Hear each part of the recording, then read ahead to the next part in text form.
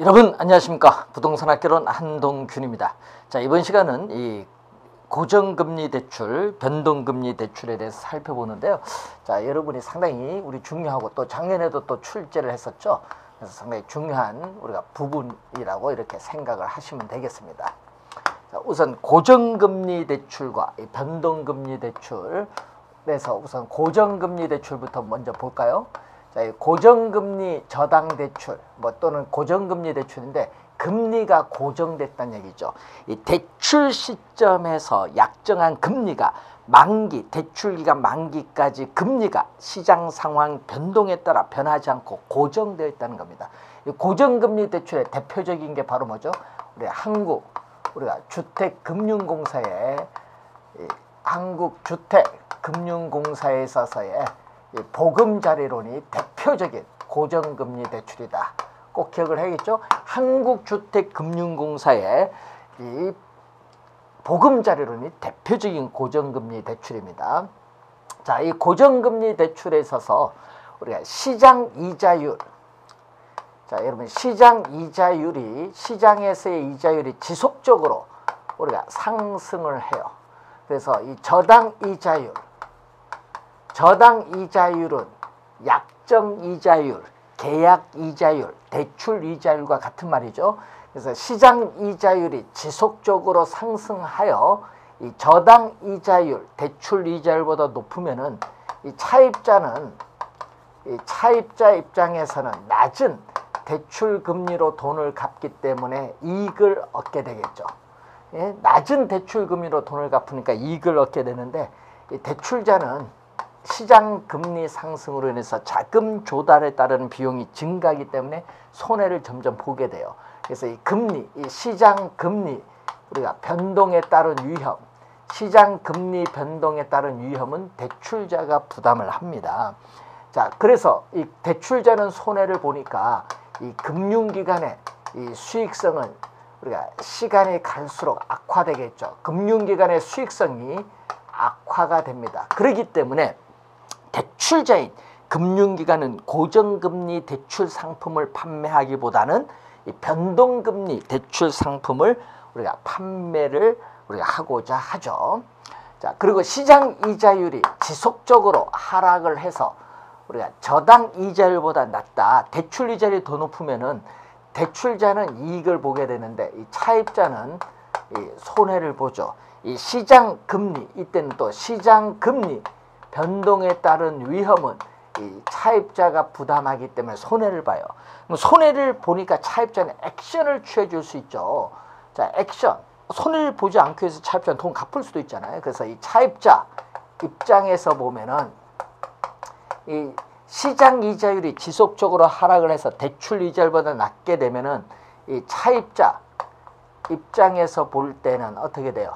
차입자 입장에서 보면 조기, 만기가 되기 전에 조기 우리가 상환할 가능성이 점점 커지게 돼요. 조기 상환할 가능성이 점점 커지는데 만약에 조기 상환하는 게 유리하다. 조기 상환에 따른 수수료라든지 다시 대출 받을 때 수수료 이런 걸 고려했을 때 조기 상환이 하는 것이 유리하다 하면은 다른 금융기관에서 싼 금리로 다른 금융기관에서 싼 금리로 융자를 받아서 뭐를 한다? 우리는 조기 상환을 할 수 있어요. 조기 상환. 자, 조기 상환을 하게 되면은 이 금융기관 입장에서는 이 차입자가 조기 상환하면은 조기 상환에 따른 위험은 누가 부담하죠? 조기 상환에 따른 이자 수입 상실이라는 조기 상환 위험은 금융기관이 부담하기 때문에 금융기관은 뭐를 부과하죠? 이러한 조기 상환에 대처하기 위해서 우린 조기 상환에 따르는 수수료를 벌칙으로서 우리는 또 부과를 하겠죠. 자, 이 관계 우선 여러분이 기억을 해 두셔야 될 부분이고 이 변동 금리 대출이죠. 자, 대출 시점에 약정한 금리가 대출 중간에 시장 상황의 변화에 따라서 금리를 변동시킬 수 있다. 그래서 이 변동금리 대출은 우리나라 부동산 담보대출의 약 91%가 변동금리 대출이기 때문에 많은 영향을 미치죠. 자, 그럼 이 변동 우리가 금리 대출에서의 대출 금리를 보게 되면은 이 대출 금리는 이 기준 금리에 뭐를 대주죠? 가산 금리를 대준 거죠. 자, 이 기준 금리는 바로 지표라고 하죠. 지표 금리입니다. 인덱스. 지표 금리를 말하고 이 가산 금리는 우리가 마진이라고 하죠. 마진 또는 우리가 위험 가중 금리. 이 차입자의 뭐에 따라 달라지죠? 우리 차입자의 신용도에 따라 달라지겠죠. 이 차입자에 있어서의 신용도, 은행의 거래 실적, 연체 실적 이런 걸 봤을 때 차입자 신용도에 따라 가산금리가 달라지는데, 신용도가 높으면 가산금리가 낮고 신용도가 낮으면 가산금리는 높죠. 그리고 이 가산금리는 대출 시점에 한번 결정되면은 대출 중간에 변하지 않습니다. 대출 시점에 한번 결정되면은 가산금리는 대출 중간에 변동을 하지 않는 겁니다. 그럼 대출 중간에 변동하는 건 바로 이 기준금리가 변동하는데, 이 기준금리에 우리가 두 가지가 있죠. CD, 양도성 예금증서 무기명이죠. CD 금리, 이자율 조정 주기는 3개월이겠죠. 그럼 1년에 4번 변한다는 얘기겠고, 그리고 코픽스 금리라고 하죠. 코픽스 금리 6개월.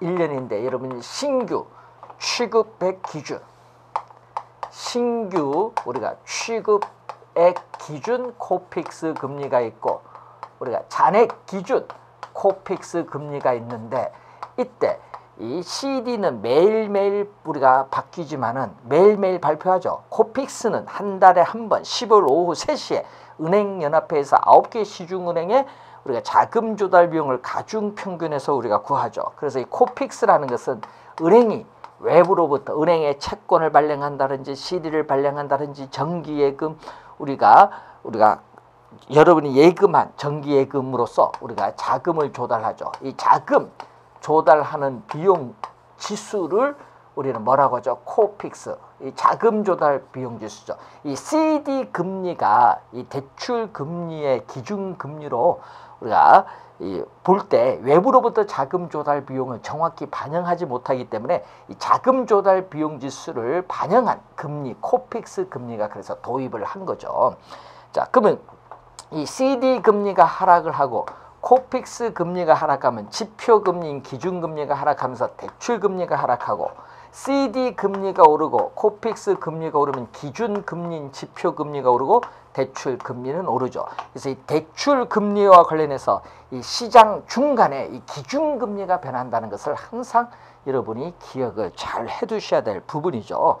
자, 이 관련해서 금리, 이 변동 금리, 우리가 대출에서 이자율 조정 주기 또는 금리 조정 주기죠. 자, 이 변동 금리 대출에서 이자율 조정 주기가 짧을수록, 자, 시험에 많이 출제되는 지문입니다. 이자율 조정 주기가 짧을수록 이 차입자와 대출자 입장에서 보면 대출자는 어떻게 돼요? 우리가 유리하겠죠. 대출자는 이자율 조정 주기가 짧으면 유리하고 차입자는 불리하죠. 왜 그러냐? 이 대출자에서 차입자에게로 인플레이션이 발생을 했을 경우에 금리 변동에 따른 위험. 자, 이 이자율 조정 주기가 짧을수록 이 금리 변동에 따른 위험이 대출자에서 차입자에게로 신속하게 전가되기 때문에 차입자는 불리하고 대출자는 유리합니다. 그렇기 때문에 차입자 입장에서는 긴 조정 주기를 원하겠죠. 자, 이 관련된 내용 시험에 우선 많이 출제가 되고요. 자, 그리고 또 출제가 잘 되는 게 있죠. 자, 이 대출 시점에서, 자, 대출 시점에서의 초기 이자율, 자, 대출 시점에서의 초기 이자율을 보게 되면은 이 변동 금리 대출과 고정금리 대출을 보면 어디가 큰가? 네, 이걸 보겠죠. 자, 대출 시점에서의 초기 이자를 보면은 변동금리 대출이 고정금리 대출보다 낮습니다. 자, 그러면은 이 변동금리 대출이 낮은 이유가 뭘까요? 그러면 변동금리 대출이 이 고정금리 대출보다 낮은 이유. 이 대출 시점에 초기 이자율이 변동금리 대출이 고정금리 대출보다 이 낮은 이유가 뭐냐? 낮은 이유. 이 낮은 이유를 보게 되면은 바로 이 대출자는 차입자에게 신속하게 금리 변동 위험을 전가시킬 수 있죠. 즉 우리가 차입자가 금리 변동 위험을 부담을 하죠. 이 차입자가 금리 변동에 따른 위험을 부담한다. 차입자가 금리 변동에 따른 위험을 부담하기 때문에 그렇다. 차입자가 금리 변동에 따른 위험을 부담하기 때문에 그렇죠. 그럼 반대로 이 고정금리 대출이 그럼 변동금리 대출보다 높은 이유는 뭘까? 자, 이번은 고정금리 대출이 변동금리 대출보다 대출 시점에서의 초기 이자율이 높은 이유는 또 어떤 이유냐? 즉 대출 시점에서부터 만기까지 우리가 미래에 예상되는 인플레이션을 반영해서 현재 대출 금리를 결정하기 때문에 그렇죠. 이유가 다르죠. 잘 확인을 해두시기 바랍니다. 자, 관련돼서 이런 내용이 나오고요. 174페이지에 거기에 박스 보충학습 보면 초기 이자율 체크하고요. 이자율 조정 주기 여러분이 또 상당히 중요하죠. 그 2번 동그라미 체크하고 4번에 변동 이자율 융자의 문제점 거기 3번 보시면은 이자율 변동 부담을 상당 부분 차입자에게 전가시키게 되므로 채무 불이행에 따른 위험도는 고정금리 대출에 비해서 변동금리 대출이 더 커지게 된다는 거죠. 그 지문 상당히 또 중요한데 체크 한번 또 해두시기 바랍니다. 자, 관련해서 우선 상당히 중요한 부분이고요. 또 우리가 최근에 계속 또 시험에 출제되는 부분은 대출을 받게 되면 이 대출금에 대해서 원금 이자 상환을 해야 되겠죠. 그래서 이 저당 상환하는 방법이 또 우리가 출제를 또 하는 또 상당히 중요한 부분이 되겠죠. 자, 올해 또 상당히 중요한 부분인데 작년, 재작년, 2년 연속은 개념 위주로 출제를 했습니다. 자, 이 저당 상환 방법에 있어서 여러분 원금 균등 분할 상환이 있겠죠. 자, 이 저당 상환 방법에 있어서의 원금 균등 분할 상환은 자, 원금 균등 분할 상환 방식으로 약어로 CAM이라고 해요. 자, 이 원금을 균등하게 분할 상환하는 방식이다. 자, 이 원금 균등 분할 상환 방식을 보게 되면은 백화점에서 여러분이 할부로 물건을 살 때 우리가 갚는 게 원금 균등 분할 방식입니다.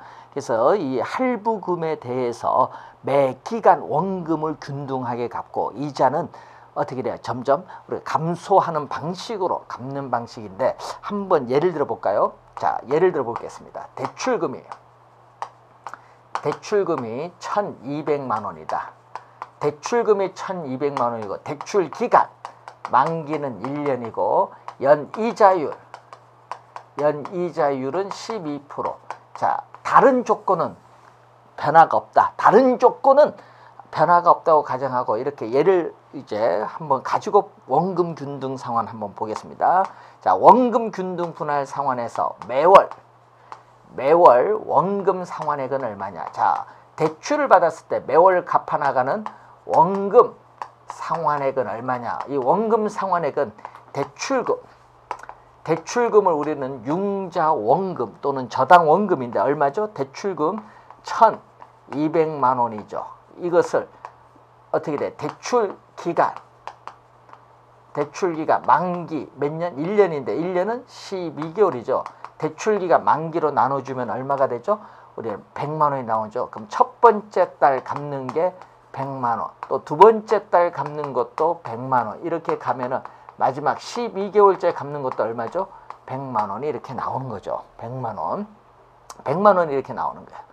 자, 그러면은 이 관련해서 이제 매월 갚아 나가는 원금 상환액은 100만 원으로 똑같죠. 그래서 이 원금 상환곡선은 이렇게 나오겠죠. 자, 원금 균등 분할 상환에서 원금 상환곡선은 이렇게 뭐가 돼요? 수평선이 되죠. 만기. 그래서 이게 100만 원이잖아요. 100만 원. 원금 상환곡선은 이렇게 수평선의 형태를 띠게 돼요. 원금 균등 분할 상환 방식에서 원금 상환곡선은 수평선. 그럼 이자는 우리가 매 기간마다에 있어서 매 기간마다의 융자 잔고죠. 자, 매 기간마다에서의 융자 잔고. 자, 융자 잔고에 뭐를 곱해줘? 이자율을 곱해주는데 지금 얼마죠? 자, 첫 번째 달은 아직 돈을 갚지 않았기 때문에 이 융자 잔고는 바로 대출금인 1,200만 원 되고, 우리가 이자율, 연 이자율 12%인데 자, 매월이니까 우리가 12개월로 나눠주면 월 이자율 1%죠. 그러면 얼마 나오죠? 12만 원이 나오겠죠. 그러면 12만 원이 나옵니다. 그럼 원금 이자 더해주면 112만 원이 나오겠죠. 그러니까 원금 플러스 이자를 더해주는 원리금 상환액은 112만 원. 그럼 두 번째 달은 어떻게 나오죠? 자, 100만 원, 첫 번째 달에 100만 원 원금을 상환했기 때문에 미상환된 원금은 얼마? 미상환된 원금은 1,100만 원입니다. 자, 미상환된 원금이 1,100만 원. 자, 여러분이 이 100만 원, 첫 번째 달에 100만 원을 원금을 상환했기 때문에 미상환된 원금이 1,100만 원 곱하기 얼마죠? 우리가 연이자율 12%인데 월로 나눠주니까 월 1%가 되겠죠. 곱해줬더니 11만 원. 그럼 원금 이자 대주면 111. 이런 식으로 가겠죠. 그럼 마지막 만원, 101만 원이 되겠죠. 자, 원금은 100만 원 동일인데 이자는 12만 원, 11만 원, 11만 원 이렇게 오겠죠. 그럼 이자는 이런 형태가 나오죠. 자, 만기로 오는데 처음에는 얼마? 12, 11 이렇게 일정한 금액씩 줄어들기 때문에 이렇게 우하향하는 직선으로 나타나죠. 자, 이자 지급 곡선은 이렇게 우하향하는 직선의 형태로 나타나고 있다. 자, 원금 상환 곡선은 수평선, 이자 지급 곡선이 이렇게 우하향하는 형태의 직선으로 나타나고 있다는 것을 확인을 해 두셔야 되겠습니다. 자, 원금 이자 구하는 거 알겠죠? 그러면 여러분 원금 균등 분할 상환 방식에서 대출금 1,200만 원 예를 들었는데 1,200만 원의 반, 1,200만 원의 반, 600만 원을 우리가 갚는 시점은 6개월이죠. 그래서 이 대출금의 50%가 어떻게 돼? 만기의 반에 만기 저당기간 만기에 어떻게 돼? 반이 되는 시점에서 대출금의 반 50%가 상환됐다는 것을 우리는 이 예를 통해서 또 우리는 알 수가 있겠습니다. 자, 그러면 원금 이자를 더해주면 어떻게 나오죠? 이렇게 월부금은 자, 매월 갚아나가는 월부금. 여러분, 월부금은 우리가 매월 대출금에 대해서 매월 갚아나가는 원리금 상환액. 자, 대출금에 대해서 매월 갚아나가는 원리금 상환액이 이렇게 주어지는데 여기에 만기가 되겠죠. 만기. 자, 이렇게 이제 내려오는 거죠. 112만 원, 111 뭐 이런 식으로 내려오면은 이런 형태의 우리가 나오겠죠. 자, 이게 바로 CAM 원금 균등 분할 상환 방식에 있어서의 월부금을 나타내는 우리가 직선입니다. 자, 그리고 원리금 균등 분할 상환은 자, 원리금 균등 분할 상환은 이렇게 만기까지 대출 기간 내내 매월 이렇게 동일한 금액을 상환하는 방식을 우리는 원리금 균등 분할 상환. 자, 여러분 시험 문제에 우리가 2년 전에 또 개념 출제했죠. 원리금 균등 분할 상환. 자, 원리금 균등 분할 상환 방식을 우리는 CPM이라고 하죠. CPM. 자, 그럼 CPM에서 여러분이 투자이론에서 배우셨던 용어. 우리가 요거죠. 원금 이자할 때 이자 지급 곡선. 자, 만기가 주어졌죠. 자, 이때 이것은 원금 상환 곡선입니다.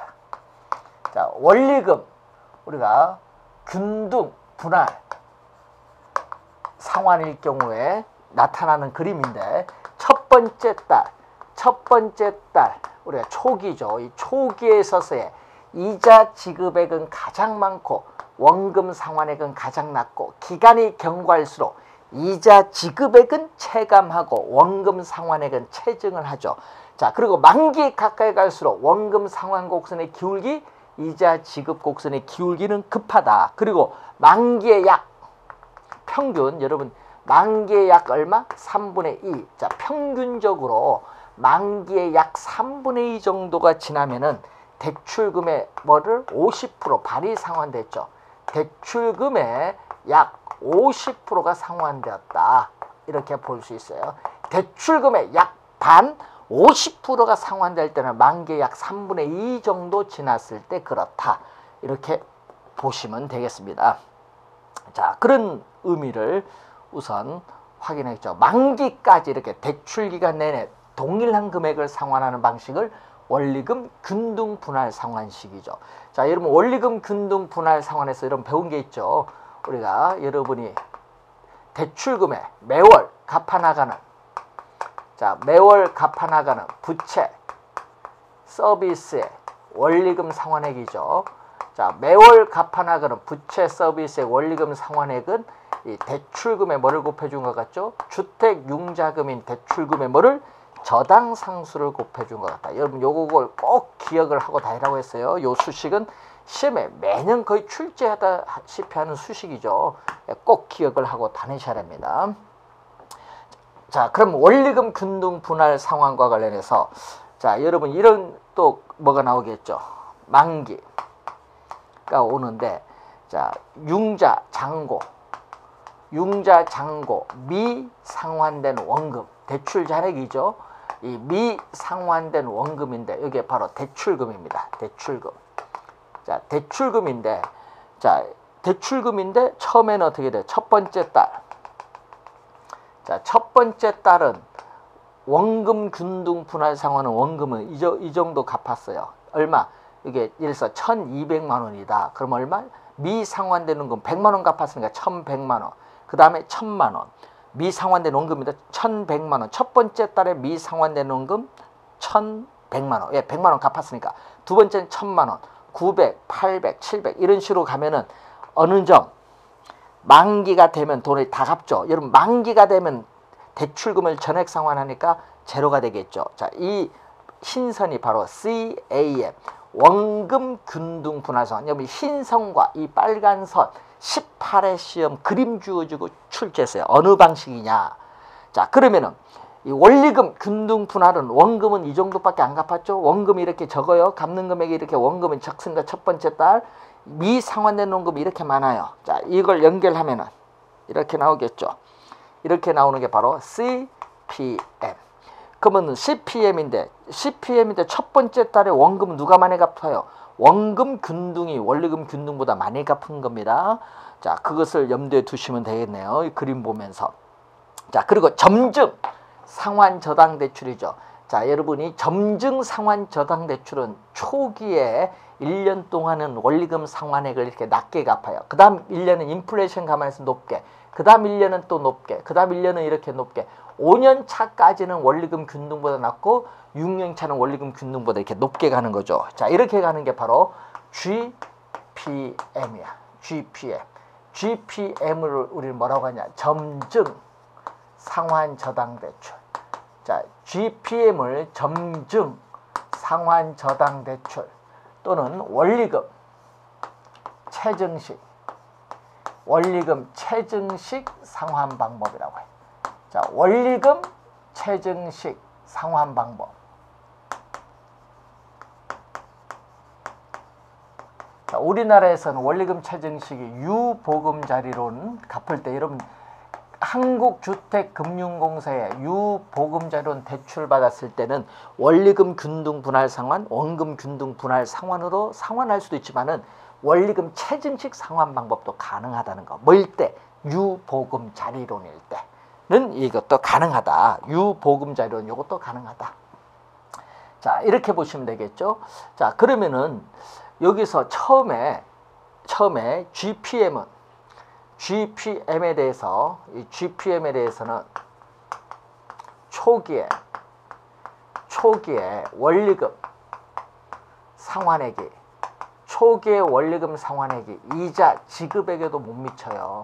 자, 이자 지급액이 70만원인데 원리금 상환액이 20만원이다. 그럼 50만원 차이가 있죠. 이것을 우리는 대출금에 더 얹어버려요. 그래서 융자 잔고는 점점 대출금보다 점점 커져요. 대출금에 요 차액만큼 더해버리니까 융자 잔고 미상환된 원금은 대출금보다 더 커지죠. 그래서 마이너스 원금 상환, 이걸 부 마이너스의 원금 상환이 나타나죠. 이 부의 상환이 나타납니다. 그럼 이렇게 나오죠. 그러면 첫 번째 달에 마이너스 원금 상환이 되니까 첫 번째 달에 융자 잔고가 대출금보다 더 융자 잔고가 더 이렇게 높죠. 자, 이런 형태의 그림이 나오는데 이것을 우리는 GPM입니다. GPM. 자, 그럼 시험 문제에 이제 나오는 또 지문을 보면은 첫 번째 달. 자, 이 첫 번째 달. 요걸 초기죠. 자, 이 첫 번째 달 초기에 어떻게 돼요? 차입자 입장에서 원리금 상환 부담이 가장 높은 건 요거죠. 원리금 상환 부담이 가장 높고 원리금 상환 부담이 가장 낮은 건 요거죠. GPM. 첫 번째 달 초기에서 잘 봐야 돼요. 자, 그리고 만기에 가까이 갈수록, 자, 여러분 만기에 가까이 갈수록 원리금 상환액이 가장 낮은 것은 뭐죠? 만기에 가까이 갈수록 원리금 상환액이 가장 낮은 것은 CAM, 원금 균등 분할 상환 방식이라는 것을 또 확인을 해 두셔야 되겠고, 자, 여기서 대출 중간에 중도 상환을 했죠. 자, 여러분 대출 중간에 우리가 조기 상환을 했을 때 미상환된 원금이 가장 낮은 거, 요걸 4번 출제했죠. 22회, 23회 정답 지문, 20회 시험, 또 우리가 시험에 우리가 6회 시험에 또 출제했죠. 요거 상당히 중요합니다. 여러분이 계속 요거 출제했었죠. 대출 중간에 조기 상환을 했을 때 미상환된 원금이 가장 작은 것은 원금 균등 분할 상환. 꼭 또 기억을 해 두셔야 될 부분이고, 또 첫 번째 달에 원금 상환액은 어디가 많아요? 요게 많죠. 요게 많잖아요. 뭐가 많았어요? 원금 균등 분할 상환이 이렇게 원리금 균등보다는 많아요. 그리고 이제 GPM은 마이너스 원금 상환이니까, 그러면 원금 상환이 제일 많은 것은 원금 균등입니다. 첫 번째 달에. 그렇기 때문에 대출자 입장에서 원금 회수가 가장 빠른 것은 원금 균등 분할 상환이 가장 빠릅니다. 첫 번째 달에. 그렇기 때문에 대출자 입장에서 원금 회수가 가장 빠른 게 원금 균등 분할 상환이기 때문에 원금 회수했다는 위험이 가장 어떻게 돼? 낮죠. 원금 회수했다는 위험이 가장 낮은 것도 원금 균등 분할 상환이라는 것을 여러분 기억을 해 두시면 되겠죠. 자, 그리고 첫 번째 달에 보면요, 얘기죠. 자, 여러분 만기인데 대출을 받게 되면은 대출금에 대한 이자, 자, 아까 1,200만 원에 대해서 연 이자율 12%일 때 월 이자는 얼마? 12만 원인데 12만 원 첫 번째 달 변화가 없다는 얘기겠죠. 자, 12만 원이 첫 번째 달에 변화가 없고, 그 다음에 원금 균등은 11만 원, 10만 원, 9만 원 이런 식으로 해서 마지막 얼마? 이제 만 원이 되겠죠. 이게 이자인데 뭐죠? CAM. 자, CAM은 원금 균등 분할 상환의 이자가 이렇게 나오고, 그러면 원리금 균등은 이렇게 가겠지, 이자가. 자, 첫 번째 달 이자는 똑같아요. 이렇게 첫 번째 달 초기인데 이 첫 번째 달에 이자 지급액은 원금 균등 분할 상환, 우리가 원리금 균등 분할 상환 똑같다. 이 빨간 게 C, 우리가 PM이잖아요. 그러면 만기까지 보면요, 이자가 원금 균등보다는 원리금 균등이 더 많다는 걸 알 수가 있어요. 그래서 총 이자 지급액을 보게 되면은 원리금 균등 분할 상환이 원금 균등 분할 상환보다 더 많다는 것을 이 그림을 통해서 알 수 있고, 또 첫 번째 달에 이자액은 대출금이 동일할 때, 연 이자율도 동일할 때는 첫 번째 달에 우리는 이자 지급액은 원리금 균등 분할 상환, 원금 균등 분할 상환 똑같고, 그 첫 번째 달에 원리금 상환액을 보면은 어떻게 돼요? 어디가 많죠? 원금 균등 분할 상환이 원리금 균등 분할 상환보다 더 많다는 것을 이 그림을 통해서 여러분 확인을 하시면 됩니다. 자, 시험에 또 출제가 되는 상당히 중요한 부분인데, 자, 여러분 특히 원리금 균등 분할 상환과 원금 균등 분할 상환 비교하는 표 우리가 기억해 두고 요 그림도 잘 기억해 두셔야 되겠고, 그리고 또 여러분이 계산 문제가 또 출제할 수 있기 때문에 원금 균등 분할 상환, 원리금 균등 분할 상환에서의 계산 관련해서 수식들을 잘 확인을 해 두셔야 될 부분입니다. 자, 그래서 이 점증 상환 저당 대출은 처음에는 원리금 상환이 났다가 점차 이렇게 점차 증가하는 방식이죠. 그렇기 때문에 보통 5년 이내, 원리금 균등보다 5년까지는 낮으니까 보통 5년 이내 단기죠. 그래서 주택 보유 예정 기간이 짧은 사람에게 유리한 상환 방식이 GPM, 점증 상환 저당 대출이고, 또 미래에 소득이 보장되는 젊은 소득계층에게 유리한 상환 방식이 또 점증 상환 저당 대출이라는 것을 여러분은 기억을 하고 다니셔야 되겠습니다. 자, 이렇게 해서 여러분이 176페이지까지에 관련된 설명하는데, 자, 상당히 우리가 금융에서 상당히 중요한 부분이죠. 대출을 받을 때 고정금리로 받을 것인가 변동금리로 받을 것인가 생각을 한번 해보셔야 되겠고, 또 대출받은 금액에 대해서 우리는 어떤 방식으로 상환해야 될 것인가 약정을 해야 되겠죠. 자, 이 내용에 대해서 여러분 시험에 자주 출제되는 부분이기 때문에 정리를 해두시기 바라고, 자, 그리고 177페이지에 저당의 유동화 제도와 관련해서 작년에 2문제 걸쳐서 출제했는데, 자, 원래는 이 저당의 유동화 제도에 있어서 특히 MBS 종류에 대해서 원래 시험 지문에 출제될 가능성이 높죠. 자, 그 내용에 대해서 저당의 유동화 제도에 관련된 전반적인 사항은 다음 시간에 또 자세하게 여러분과 더불어 살펴보도록 하겠습니다. 수고 많으셨습니다.